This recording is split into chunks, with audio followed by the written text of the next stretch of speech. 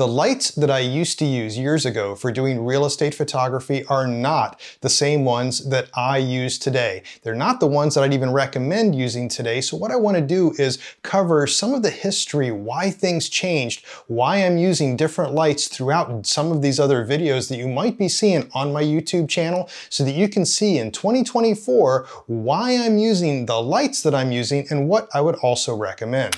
Now, you might have seen this beast. This thing is huge. This is an Explore 600, also known as an AD600. If you were to buy this either through Flashpoint or Godox, are basically the same thing. Every single one of the Flashpoint lights is exactly the same as one of the Godox lights. Just look at the number, it tells you what the watt seconds are. In this case, they called this a Flashpoint Explore 600, but the Godox equivalent would be an AD600. Now, this has changed form over the years, and now there is still another AD600 and Explore 600, but they look a little bit different. But basically, you can see this thing was a beast. Now, I loved this originally many years ago because it had this handle, and 600 watt seconds could do a lot. But that's not the biggest reason why I used it.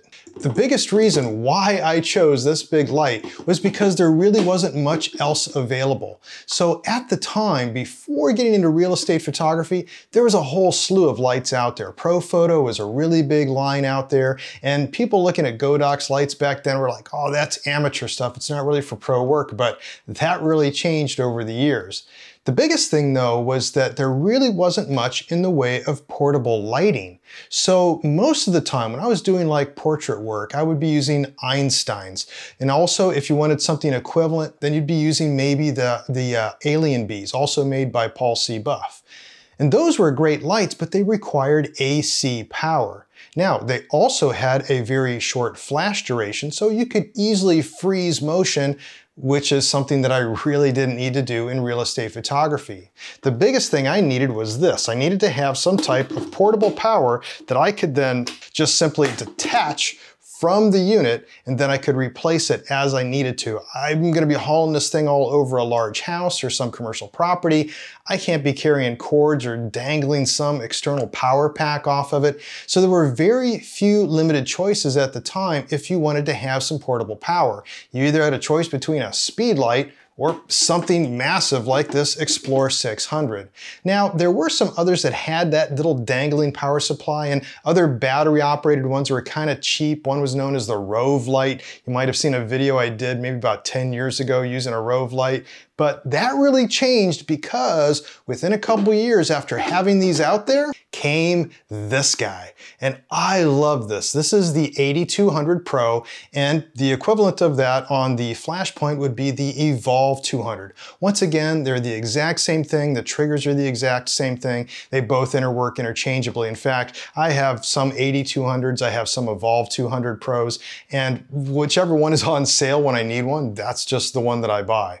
So this was great when it came out, that you can see it's portable, it's much lighter, but it's only 200 watt seconds. But this is the equivalent of basically 2 speed lights. So where the Explore 600 was maybe about 6 speed lights if you were to put them all together, and you could blind yourself with one of those Explore 600s, this still had a lot of light, but it was a lot less. You'd have to take about 3 of these to have the equivalent of one large Explore 600. Maybe about 4 if you really had to push it very hard. But most of the time, this did quite a bit because the Explore 600, even though it sheds a lot of light, when it comes to real estate photography, it's not the amount of light in any one space. It's the amount of light that is distributed throughout a property. And this is something that I cover in my course on professional interior real estate photography. As you know, I've got courses that cover that, also expert editing, professional exterior photography, videography, and also business and marketing for real estate photography. I've also written best-selling books on real estate photography. I've got links to that down in the description of this video. And in those books too, I've got a lighting guide and also my Mastering Flambient book, where I talk a lot about setting up these 8200s. But something else then happened as we progressed throughout the years. First there was the Explore 600, along came these, but then Godox came up with this. This is the AD400 Pro.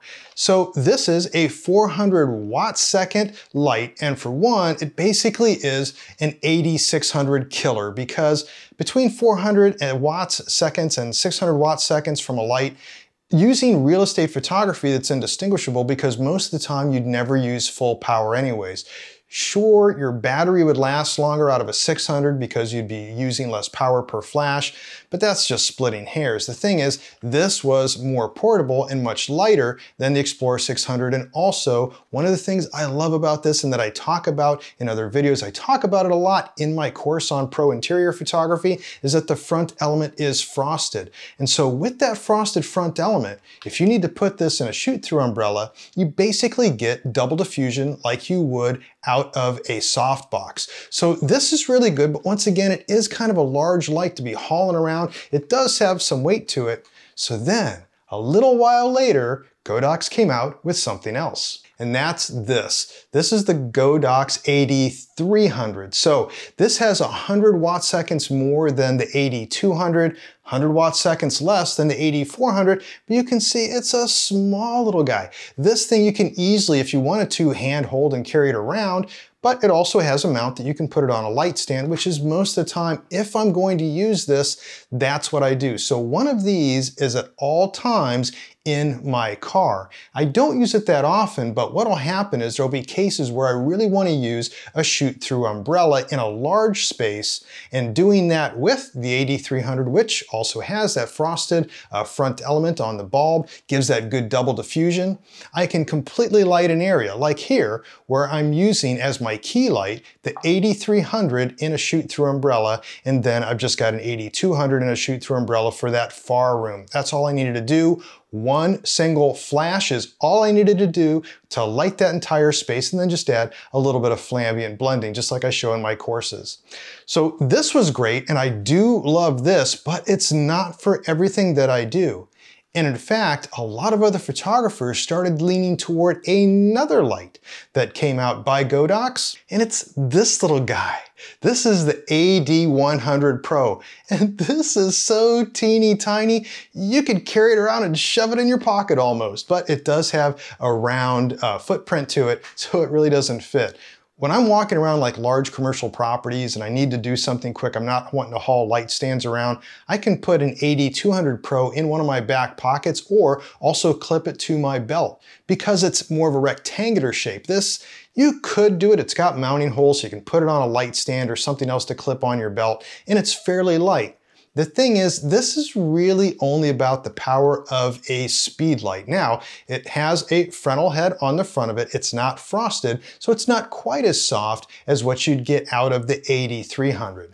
So Godox sent me this light a few years ago, a couple years ago, wanted me to review it, and I did, and I've got a link to my reviews of all these other lights, by the way, down in the description for this video. I wasn't really a fan of this.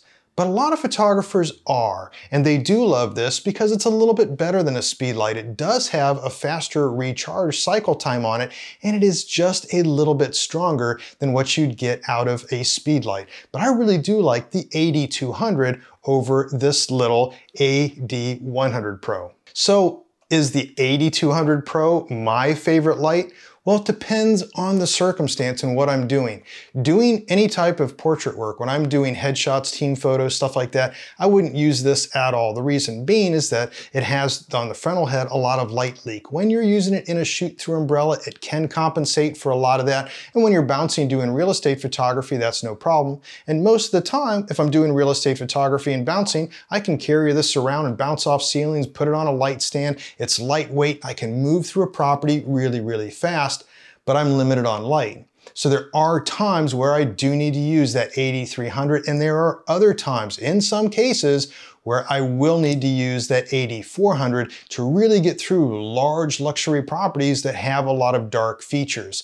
So that would be then my light for that case, but the most used light is still a speed light on my belt. You've probably seen me before where I walk around and I have that clipped to my belt for doing small rooms, added little pops here and there. The fact is, not one single light will do the job for you, but if somebody asked me, I'm just getting into real estate photography, photography. If I were to buy one light, what would that be? It would be the 8200 Pro, but know that very soon you're going to have to buy probably at least one other 8200 Pro, probably have to buy a speed light, and if you really want to advance in real estate photography, then you should up your game and get an 8300 and an 8400. Would I recommend the 8600 anymore? Not really. Mine have been sitting in cabinets for a long time, for years. I've never had to break them out, but I know a lot of photographers that just love the idea of having this handle, carrying this thing around. It'll do anything, anywhere, no matter what they want. But it is, for me, too cumbersome of a light to really get through properties very quickly. If I have large spaces that need that much light, there are much better alternatives for light distribution and stuff that I also show throughout my courses and also throughout my books. And of course, besides links to my books and also some of the video reviews on these lights, I'll have links to all this down in the description as well.